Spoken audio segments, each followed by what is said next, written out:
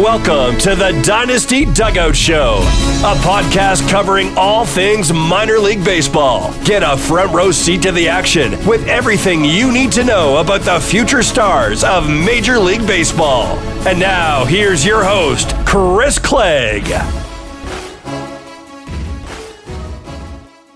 What's happening, folks? It's Wednesday. It's June the 4th. Back to talk more minor league baseball. This is the 100th episode of the Dynasty Dugout Show that I've recorded since I started the show. Pretty much recording every single day, which has been a blast. Thank you for hanging out with me. I think that the show is just getting started, 100 episodes in. Why? Because there's a very exciting announcement that we'll have in the coming days. But by next week, you're going to be looking at a brand new show, high-end production, good video, like an actual show. And so I'm really amped about that.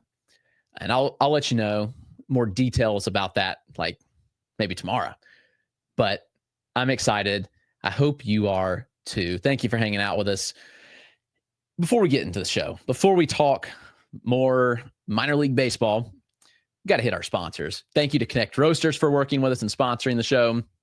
Connect Roasters is Ian Happ's coffee company.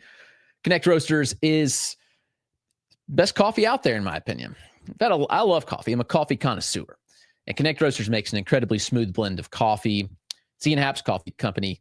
Got the Gold Glove blend. You can get the Gold Glove blend, buy one bag, get one 50% off by going to connectroasters.com and using the code Dynasty Dugout or the link in the description below. Also, a big thanks to Chinook Seedery for partnering with the show. Man, I'm still working on this bag of cinnamon toast. They're awesome, by the way. So love them. I love their chili, the Hatch chili flavor. Fantastic. So go check out Chinook Seedery today. Get 10% off your order using the code Dynasty Dugout. All right, let's dive into the show. We're going to break down everything that happened yesterday across the landscape of minor league baseball. There's a lot to talk about. I wrote up an article about some buzzy minor league players. Go read it because there's a player in there that you need to get in on right now. I'm telling you. This player's about to take off. I'm not going to talk about him in the show. Go check out the article. I'll talk about some other players in the article, though. But that player, you'll know when you see it. 18-year-old prospect, young 18, by the way, just promoted to single A and is legit. All right. Who stood out yesterday across the landscape of minor league baseball? No better player to start with than Samuel Basallo, who, another 2 home runs. This dude is raking. Basallo is still 20 years old. And of course, we knew that Basallo was really good. Like, this isn't a new thing that we just learned. He was been a star, top 10 prospect for a long, long time. This dude's got a great swing. He's got an incredible power stroke. And he blasted 2 home runs yesterday, drove in 2 runs. And now the question surrounding Samuel Basallo is when? When do we see him in Baltimore? This team's floundering. Like, there's no nice way to put it. Baltimore had sky-high expectations, and they are bad. Like, they look really bad right now. They're by far the worst team in the AL East, and they're the second worst team in the American League. They're tied with the Athletics, or I guess they're behind. They're the third worst team. You got the White Sox, and then you've got the Athletics, who have played a couple more games. They're 23-39, and then you've got the Orioles, who are 23-36. Are they going to put Basallo in the lineup to give it a jolt? Honestly, I think the answer is no. Here's why. Basallo could still win a Rookie of the Year. This is the same reason Roman Anthony's not coming up, guys, because Basallo could come up and hit 15, 20 home runs and win Rookie of the Year. If he does, then he gets a full year of service time. The Orioles are not getting a pick because they didn't bring him up early in the year before the PPI, prospect promotion incentive, transpired. I think that Basallo is down until August, guys. He can hit as much as he wants, and he's doing that. I don't think he's up anytime soon. I'd be shocked if he's up before mid-August. Maybe things change. Maybe they want to jolt the lineup. But I think at this point, I don't think we see Basallo. He's 20. He's still got some things to work on, but he is mashing 2 more homers. He's up to 12 on the year. And the underlying data on Basallo is really good, too. Let me pull that up for you. He is right now has a 93 mile an hour average exit velocity. It's really, really good. Max of 116, a 9th percentile near 109. That's elite power, by the way.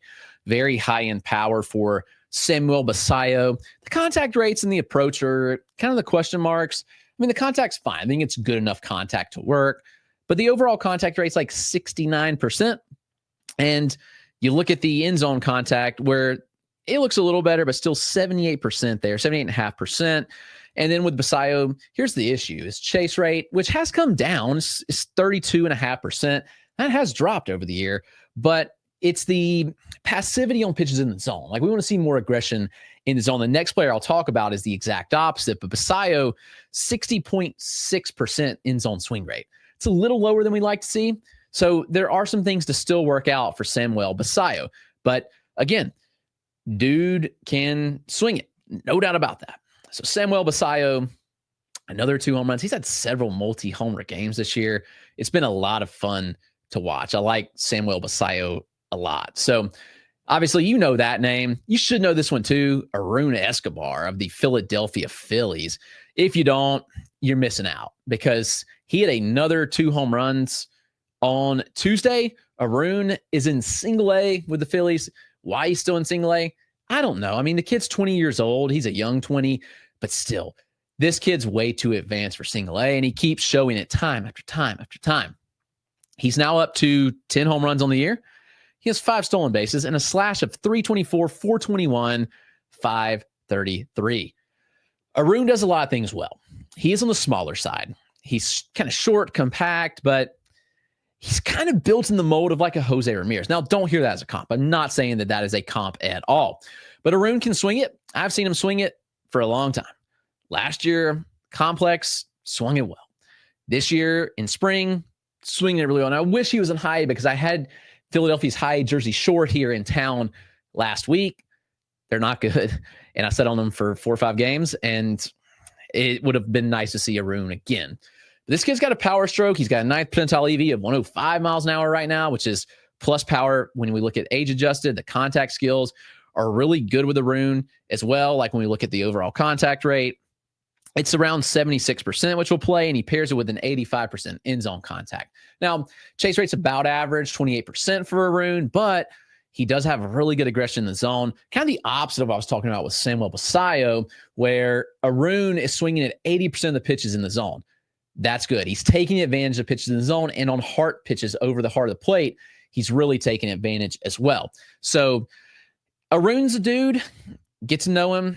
Add him. If you hadn't, I mean, I've got him in like my top 40 prospects, and I really believe that like he is legit. So Aroon Escobar, definitely a name to know. We had a couple other multi-home run games yesterday. Orelvis Martinez got back on track. He's really struggled this year, and he's really fallen in prospect rankings, for me at least, because right now it kind of feels like an empty power profile. And I'm not sure what else is there with Orelvis. Like, you look at what he's done this year, and the EVs have actually taken a step back. So the 9th percentile is 104.5, which is good, but like, this is not where he needs to be, and it's much lower than was last year. We need to see him much higher, and an 87.5 mile an hour average EV is much lower, again, than we are used to of this profile and where he needs to be for what he brings to the table.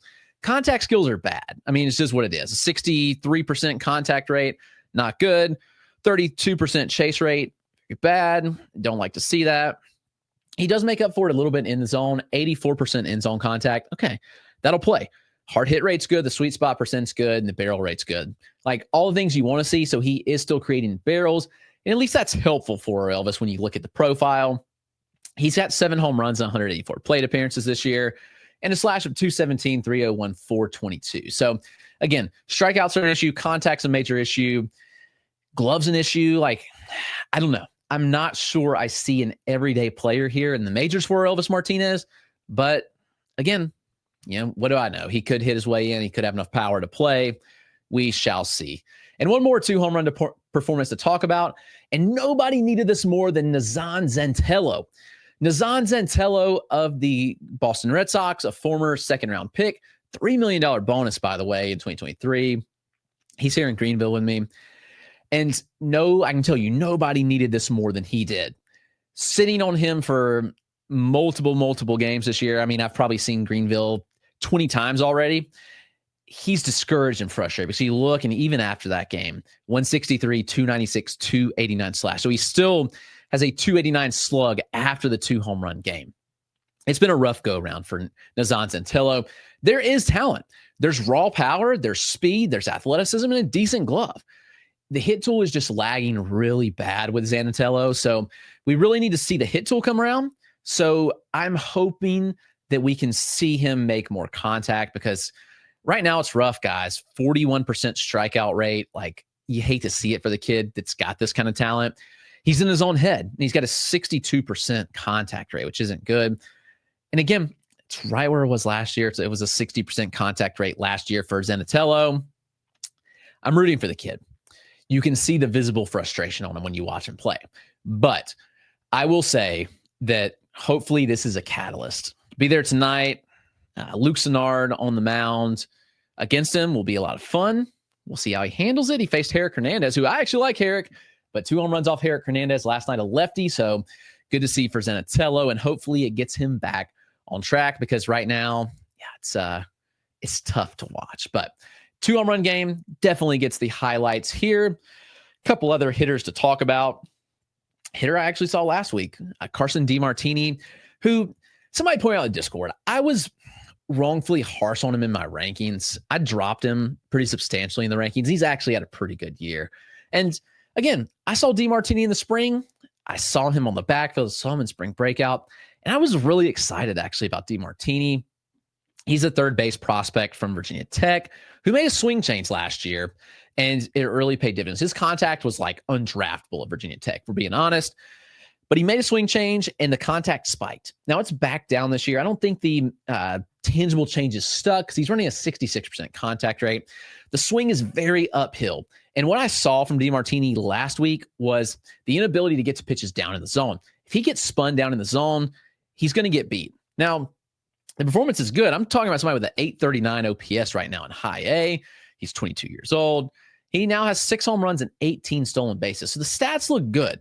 Now, I was all DeMartini in the FYPDs. Like, after he was drafted and after he made the approach changes last year upon, like, in the pro ball, the numbers were good. It backed it. Now, the power's there. I think it's above average game power. He's not a shortstop. They're playing him at shortstop. Like, he needs to be at second base, honestly, but I saw him play short and third last week.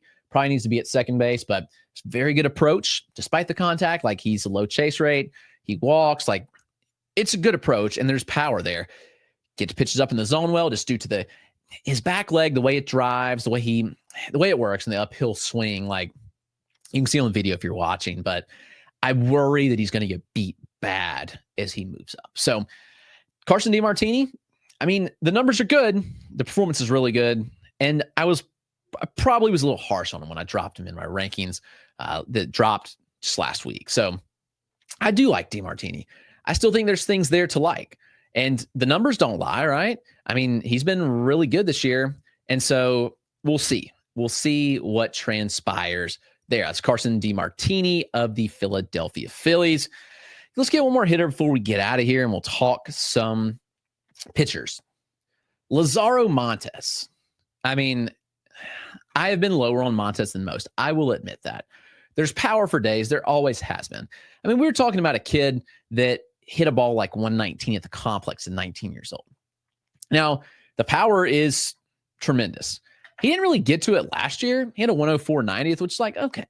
But he's really showing the game power this year. He had another home run yesterday, up to 12 on the year, which awesome to see. 9 doubles, 4 triples. This is a big boy, by the way. I mean, 4 triples from Lazaro Montes. Fantastic. You like to see that. He is hitting for power. I mean, we're looking at a 9th percentile EV that's up over 107 miles an hour. So about a 3 mile an hour jump on Lazaro Montes' 9th percentile, which is good to see. Contact rates are still a question for me. He's got a 67% contact rate right now. I worry about it. He's got a 26% strikeout rate, but everybody's screaming, put him in double A, put him in double A. I understand why. Like, he's hitting power for days, and he's in a ballpark that's like a little league park. Like, Everett is just, hitters can mash there. And so I don't think we're learning anything new about Lazaro Montes this year, other than the power's really good. We knew that. It's 60, probably game power, 70 raw. Like, that's the kind of power we're looking at with Montes. And the hit tool, I still think is below average. I pushed him up my rankings because I had to. Like, this dude's mashing. So Lazaro Montes of the Seattle Mariners hitting extremely well. So really like what we've seen there from him. Let's take a quick break, and we'll get back with some pitchers just a moment. All right. We're back from the break. Talk a couple pitchers. On a couple I didn't write about because I've actually talked about a lot of players I haven't written about, but there's some names that stood out. A guy I did not write about in my article today, but I love and I've written about a lot is Jaxon Wiggins of the Cubs. I think at this point, Jaxon Wiggins has to be in the top 100 conversation. He was really close for me. While the stats weren't like off the walls good, like he threw 6 1/3 with 3 hits. It was 2 earned, but 1 walk and 4 strikeouts. He had 19 whiffs on the start. Wiggins, though, can pitch. He is dominant. I saw him last year in Single A when he came back from injury. Now, this is somebody that the Cubs drafted hurt out of Arkansas. He came back last year, was really, really good. Very impressed with what Jaxon Wiggins did. And he continues to put up stellar performances. I'm a big Wiggins fan. I will tell you that. And I think you should know by what I've written about him, where I ranked him. And that fastball is a 70 probably. Sliders plus or better. He's got a good change, and the command is coming along. So that's been the encouraging thing in Double-A this year. He's got an 8.8% walk rate, which is really impressive for somebody that's walked like 12% of batters throughout their career. The strike rates are looking better. They're improving start over start. That's a good thing. He's around 62% strike rate, which is average. Like that's what we need to see. And his swinging strike rate of 17% is really, really good. He's missing a lot of bats. That heater is 97 up to triple digits with good ride. It's a big boy. Like he is 6'6", 225, maybe a little bigger. Wiggins works downhill well, but he still creates a lot of ride. He spins the ball well and creates ride on the fastball despite working downhill. Changeup, good fade, slider, good glove side. Jaxon Wiggins is a dog, and I think he'll be on top 100 list by midseason. So mark my words there. The command is good enough for Jaxon Wiggins to be a top 100 prospect. Book it. A couple other guys. Kyle Carr. Kyle Carr was a guy we liked last year. Preseason, Kyle Carr entering 2024 was a lot of hype. This kid was pushed by Baseball America. I know Jeff Ponce loved him. I really liked what I had seen as well. He was a third-round pick, JUCO guy from Palomar College in 2023. He got a $700K bonus, and he was bad last year. Went to High Hudson Valley. He had a 4.76 ERA, a 1.46 whip. He struck out just 21% of batters and walked 12% of hitters. Now, Carr's back in Hudson Valley, and he's completely masked by Ben Hess being there, Bryce Cunningham being there. Carlos Lagrange is gone. He's up to Double-A.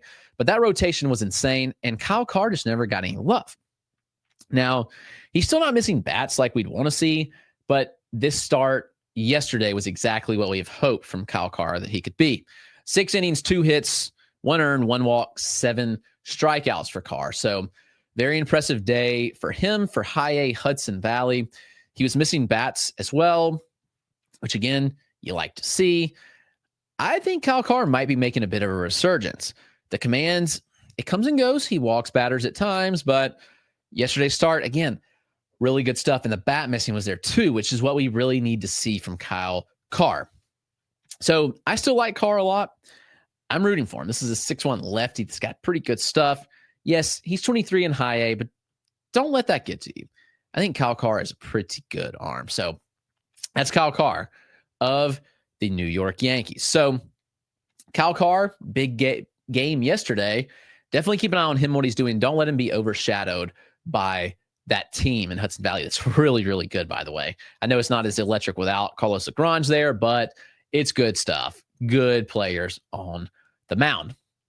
So Kyle Carr, Brody Hopkins, dominant again. I mean, this dude's really pushed the slow start behind him.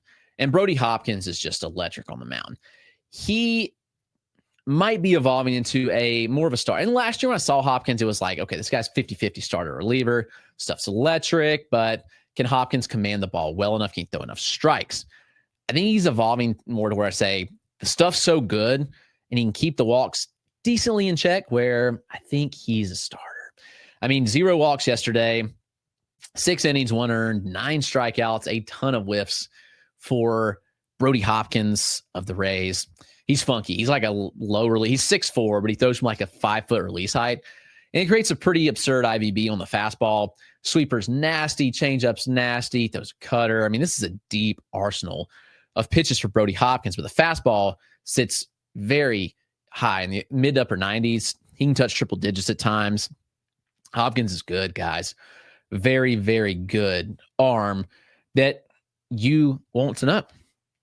Aidan Foeller, I mean, this kid for the Dodgers, I feel like we say this all the time, but the Dodgers just strike again and again and again.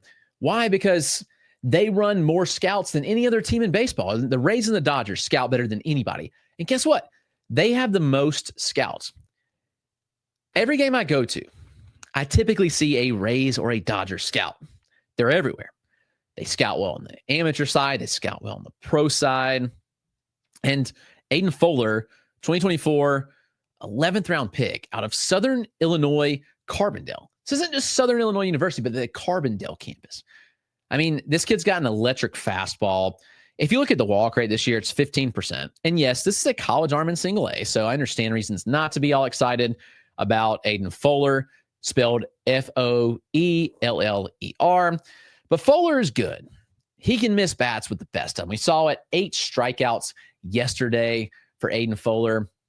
And again, I get it. He's in single A. We don't want to put too much hype on a college arm that's in single A, but he generated 18 whiffs on the start. So again, just stupid stuff. And it's no surprise. I mean, like, this guy's got stuff for days. 18 whiffs, 10 called strikes. He had a 58% O swing, so getting a ton of chase out of the zone. It's an absolutely electric fastball. He's got a good slider cutter, but the command is bad. You look, he had a 6-walk start, 3 2/3 early in the year, so really bad there. And even his last start, he walked 3, and he had 4 walks before that. So it's very inconsistent strike throwing from Aidan Foeller. Yes, we know that, but has it gotten better throughout the year? I'm still kind of iffy. It's a 12% walk rate even over the last 5 starts, and that includes a couple of starts with just 1 walk. So kind of tells you what you need to know. The strike throwing's interesting. I mean, it's 61.7%. So again, like, we're not far off from average strike throwing. Let's see what Aidan Foeller can do. If he throws enough strikes, he's going to be very, very good. So Aidan Foeller, fun arm to know. Another dominant start from him. The bat missing is just off the charts with Aidan Foeller. So definitely know that name. Hit on one more before we get out of here, because this kid's having a really good season and not talked about enough. That's Henry Baez of the San Diego Padres. Baez is in Double-A. He's 22 years old.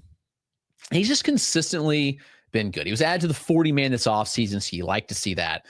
And then again, this is a kid last year threw 126 innings in the minors, and including 50 in Double-A. He had a sub-3 ERA, a 2.99 ERA, a 109 whip. Sure, he didn't miss a ton of bats. He had 21% strikeout rate, but Baez is good. He has a 2.19 ERA right now in Double-A, which is the Texas League. The Texas League is super hitter-friendly, and Henry Baez of the Padres is dominating. He's getting the job done. He's checking a lot of boxes. He's throwing strikes, and he's coming off another good start. So, yes, he did walk 3. He's had back-to-back 3-walk starts, which is a little discouraging, but he still has a 8.5% walk rate despite that, and he struck out 7 batters last night. Baez, I think, is a kind of sleeper-type starter where the stuff works, the fastball velocity is up. He'll touch 98, 99 at times. He routinely sits 93, 95, but he'll touch 99, so it's good stuff. Fastball shape is just the interesting thing. It's limiting. Just the velocity is good, but the shape's limiting. The curveball, he doesn't spin it exceptionally well, but it does have good vertical depth, a lot of drop to it. It'll range from 79 to 82, so it's good stuff. And he'll throw a split finger as well, which the splitter has good fading action to it, so you really like what you see from the splitter. I don't know. I think Baez is good. I think that he's a major league starter as long as he throws strikes. He's still projectable. He's 6'3". He's listed 175, so he might be a little bigger than that, but there is some projection on Henry Baez frame. So Henry Baez is a dude, and I think he's underrated. So I've been bad about underrating him too, but I want to highlight and talk about him. Henry Baez is good. That's going to wrap up the show. Happy 100th episode. Thanks for tuning in and hanging out with me. I appreciate every single one of you. Go to the Dynasty Dugout. Check out the article today. Don't miss that prospect that I was talking about. I'm serious. He's good. And if you stay to the end, I'm telling you, just go check it out. I appreciate it. It's a Red Sox prospect. You'll know. I've talked about him in the Discord. If you're not in the Discord, go get in the Discord too. I mean, I'm dropping nuggets on data, all that stuff all the time. Thanks for being a part. I appreciate you. Love you all. Have a great Wednesday.